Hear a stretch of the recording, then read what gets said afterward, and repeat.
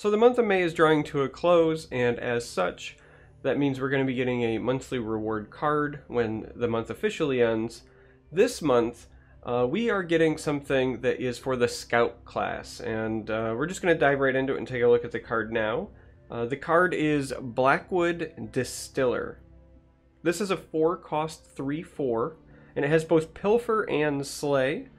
This card is really interesting because both of the effects on the card are centered around ramping up your magicka, increasing the amount of magicka you have to play cards with, and that's a pretty hallmark thing in the Scout class, so it's not really a surprise. But what's interesting is that the Pilfer effect portion specifically rewards you for getting big bursts of magicka, and the Slay effect rewards you for playing more of a long grindy game. And I kind of like that because this gives you flexibility to put it in a couple of different kinds of decks. For example, if you're playing a more traditional ramp scout that has a endgame focus, the Slay matters more to you because you're more likely to be using a creature like this to trade into others around that mid portion of the game to keep the bodies off the board while you ramp up your magicka. But and this is why I'm most excited about the card and where I ultimately think it will fit. If you are one of those rebels like myself that occasionally likes to play mid-range Scout, the Pilfer part is really attractive. Being able to jump up basically from 4 magicka to 8 magicka the following turn means you can make some pretty splashy plays. You get things like Bone Colossus and Eclipse Baroness immediately available at that point. So when you play this, you're essentially saying you need to remove this or you're going to have to deal with really big threats going forward. It's almost like a Markarth Bannerman, but for the Scout class. Markarth Bannerman is one of those cards that by itself isn't really super threatening, but what it represents is if it's allowed to attack, what it represents is really scary, and that's kind of the way that I feel about Blackwood Distiller. That being said, I don't know if with the way the meta is right now today as of recording this, that this will ultimately be good enough to prop up that archetype. That being said, being able to gain magicka in big chunks, if we've learned anything from cards like Nixax or open beta versions of Soul Rest Marshal, that's something to keep an eye on. And there are certain cards that when you see them, you have to earmark them for the future. In fact, if you go back and you listen to like my assessment, for example, of cards like Ulfric's Uprising or Doppelganger, I kept saying, they're not really good at the time that they were revealed, but they have really powerful effects, and as such could be really abusable in the right scenario. Now we know that, with Nixax and with some other cards, that's certainly the case. This card kind of feels the same way to me because the Pilfer effect of gain 3 magicka is really powerful.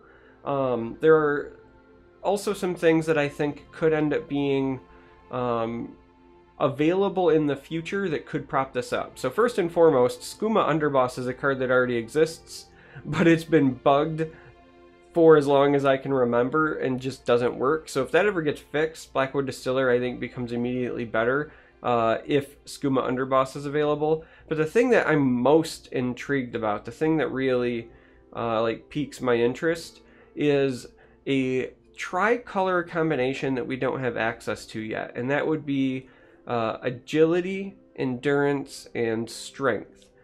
Specifically, I think that combo, or that available set of attributes when it does become available, is of interest because you'll get a lot of tricks that would allow you to abuse the Pilfer even more. Things like Archer's Gambit, for example, that would become additional magicka ramp because you could use the ping to also trigger the Pilfer. Similarly, you get cards that might provide breakthrough to this, for example, and as long as the creature breaks through, it will trigger the Pilfer. There's a lot that I think that could be really interesting with that particular setup, and obviously when that tricolor attribute series becomes available, there's going to be some cards printed for that house, or whatever the theme is for that expansion, that may make this even more appealing. But that's the thing that I'm kind of leaning toward right now, is that this card will be cheeky and fun to try in mid-range scout. It'll be a must-answer threat, I think, in that, just because it represents essentially Bone Colossus, Eclipse Baroness. Depending on when you play this, if you play this when you have 4 Magicka, but you have the ring, you could even jump up to like Blood Magic Lord. So it's a really powerful effect, but I really, in my opinion, I kind of think that this is the sort of thing you earmark for the future. I could be wrong. There might be the tools to abuse it right now, and I might just be drawing a blank, but really I think once we get to other effects that allow this thing to trigger the Pilfer potentially more than once a turn.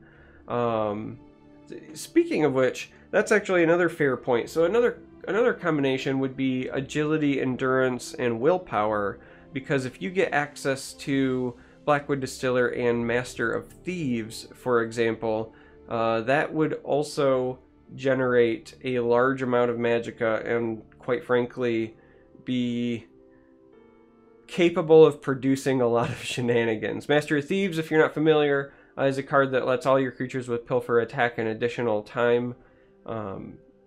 So yeah, I think that this card benefits the most from a future expansion that we have not yet seen, which is really interesting, especially for a monthly reward card. But I'm certainly excited to try it. I like playing mid-range scout anyway. Mid-range scout in the past hasn't necessarily had a lot of really good 4-drops, because the agility ones leave a little bit to be desired. Agility is great 5-drops, 4-drops is kind of a little bit rough. Endurance is great 4-drops, and they've been getting better with recent additions like Bleak Coast Troll, but I think that I can easily find room for this in the curve to prop up some of those late game bombs. So yeah, I'm excited to try it. I want to know, what do you guys think? Are you excited to try it?